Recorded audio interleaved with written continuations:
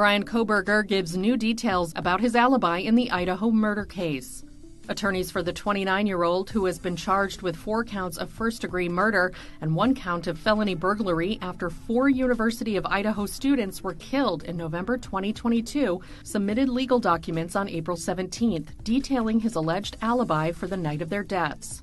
According to the filing obtained by E! News, Kohberger's legal team, who entered his plea as not guilty last year, stated that in the months leading up to the murders of Kaylee Goncalves, Madison Mogen, Xana Kernodle, and Ethan Chapin, Kohberger often went on runs and hikes in the outdoors in and around Pullman, Washington. In the fall of 2022, however, when Kohberger became busier with classes and work at Washington State University, fitting in those outdoor activities often meant nighttime drives, which is what his legal team said he was doing around the time the students were killed in their apartment.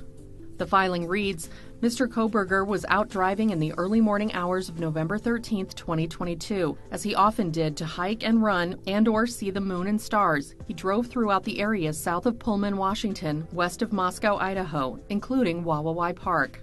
The document further alleges that Kohberger's hobby will be proved with data from his phone, which shows, quote, him in the countryside late at night and/or in the early morning on several occasions. The filing states the data includes numerous photographs taken on several different late evenings and early mornings, including in November, depicting the night sky. The document also notes that to help corroborate this information, the defense intends to offer testimony from Cy Ray, a cell site location information expert.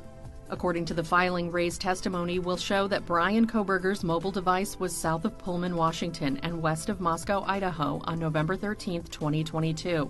That Bryan Kohberger's mobile device did not travel east on the Moscow-Pullman highway in the early morning hours of November 13th, and thus could not be the vehicle captured on video along the Moscow-Pullman highway near Floyd's cannabis shop.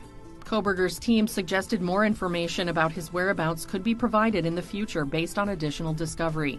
During a court appearance back in February, his lawyers requested a cell tower investigation to help build an alibi, a request that could further delay his trial after he waived the right to a speedy trial in August. It was there, too, that Kohberger's team shared their desire to change the location of the upcoming trial due to concerns that media attention could affect the jurors, as well as their plans to call 400 witnesses during his legal proceedings. The prosecution, however, aired their objections to the requests. A deputy prosecutor told presiding judge John Judge per Fox News, the state does not believe it is appropriate to tie the alibi to the jury trial date in the case.